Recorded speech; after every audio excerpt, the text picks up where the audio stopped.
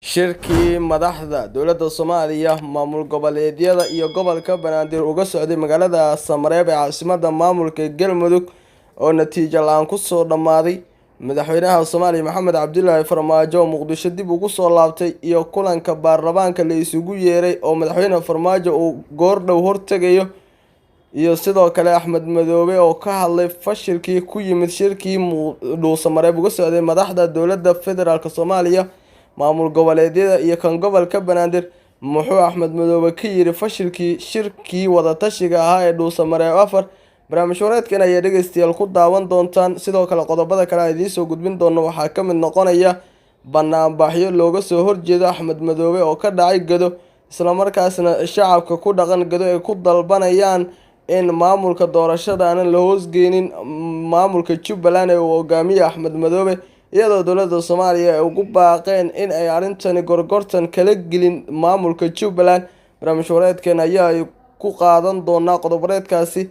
fadlan muuqaalkan like saar oo la wadaaga saxaabtaada si aan u helno saaxiibo fara badan sida adiga oo kale. waana ku mahadsantahay daawashada muuqaalkan daawanaysa daawade. subscribe-kan inoo raaci, taasina waxay qayb ka qaadanaysaa dhiirigelinteena. markaana qodobadii horumarka daawateen oo intaasi kasii faahfaahsan ayaa eegi doona iyagoo faahfaahsan. waxaana markaasi ku bilaabaya oo arinta ugu weyn ee Samareeb lagu soo kala tegay shirkii ka socday aan diiradda ku saari doona barnaamij wareedkeena. waxaana ku bilaabaya madaxweynaha dowladda federaalk Soomaaliya mudane Maxamed Cabdullaahi Farmaajo ayaa goordhow dib ugu soo laabtay magaalada Muqdisho kadib socdaal uu maalmahan ku joogay magaalada Samareeb oo uga qayb galay shirka wada tashiga ah ee u dhexeeya dowladda federaalka dowlad goboleedyada gobolka Banaadir oo natiijo la'aan ku soo dhammaaday. madaxweyne Farmaajo ayaa sidoo kale maanta hortagaya xildhibaanada labada aqal ee baarlamaanka federaalk ee Soomaaliya isaga oo u jeedin doona khudbad uu kaga hadlayo xaaladda siyaasadeed ee dalka marayo, gaar ahaan arrimaha doorashooyinka dalka. qabanqaabadii ugu dambeysay ee kulanka baarlamaanka ayaa haatan ka socotay magaalada Muqdisho, iyadoo horey loogu wargeliyay xildhibaanada labada aqal in kulankaasi uu jiro. kulankan oo uu cilaamiyay madaxweyne Maxamed Cabdullaahi Farmaajo ayaa waxaa wasiirka warfaafinta, dhaqanka iyo dalxiiska ee xukuumadda federaalk Soomaaliya Cusmaan Abuukar Dube uu ku tilmaamay inuu yahay mid aan laga maarmin isla markaana looga hadlayo maslaxadda dalka.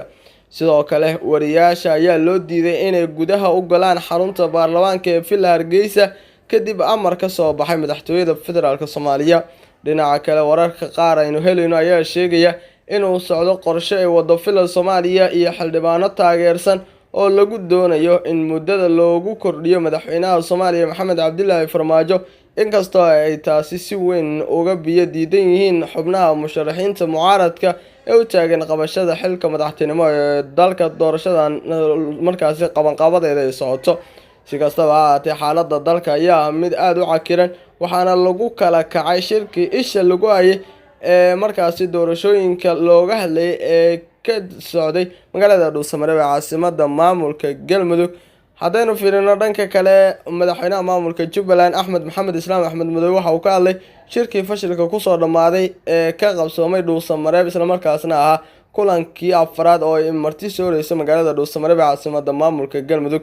madaxweynaha maamulka Jubbaland Axmed Maxamed Islaam Axmed Madoobe oo goordhow shir jaraa'id ku qabtay magaalada Samareeb ayaa faahfaahin ka bixiyay shirka wada tashiga ee magaaladaasi ee lagu kala tegay.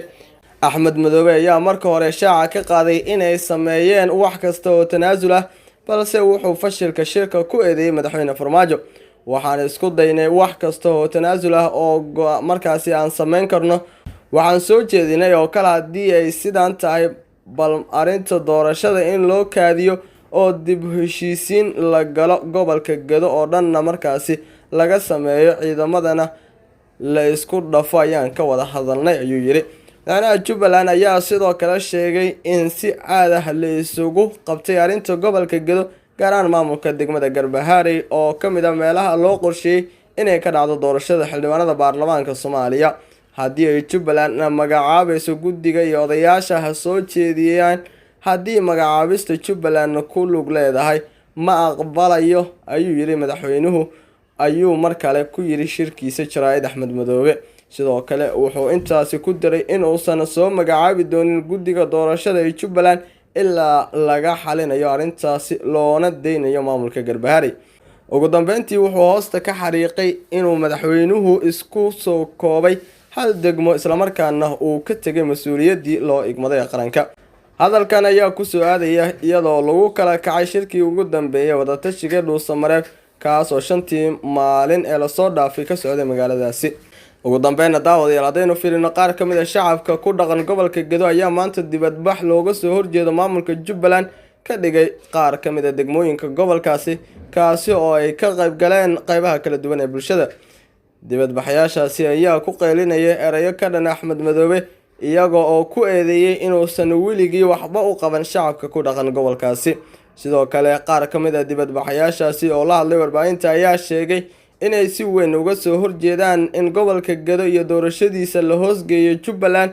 dowladda federaalka ayay sidoo kale ugu baaqeen in Axmed Madoobe aysan heshiis kala gelin arrinta gobolka Gedo ee xudun u noqotay muranka doorashada 2021. waxaa sidoo kale dibadbaxyadan ka qayb galay qaar ka mid ah maamulada degmooyinka ee taageersan dowladda dhexe oo iyagu soo abaabulay banaanbaxyada.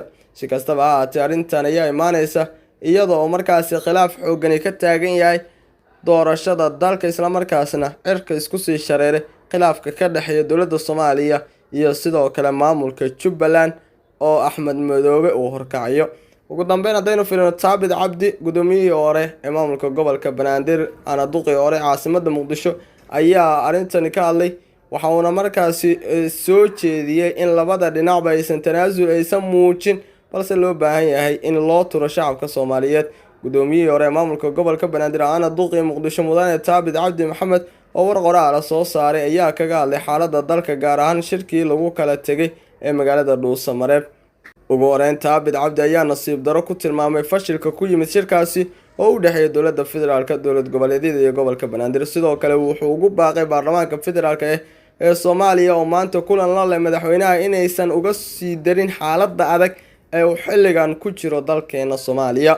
hadallada iyo sidoo kale talooyinka loo jeedinayo dowladda iyo sidoo kale maamul goboleedyada ayaa soo kordhaya waxaana markaasi hadda musharaxiinta mucaaradka ay ku hoolan yihiin sidii ay ku joojin lahaayeen qaar ka mid ah xildhibaanada dowladda Soomaaliya oo wada abaabul ay damacsan yihiin inay muddada ugu kordhiyaan madaxweynaha Soomaaliya Maxamed Cabdullaahi Farmaajo. dadaalkaas ayaana iminka soconaya waxaana markaasi dhageystayaal ama daawadayaal la socon doontiin wararkii ugu dambeeyay xaaladda Soomaaliya iyo sidoo kale meelaha ay marayaan.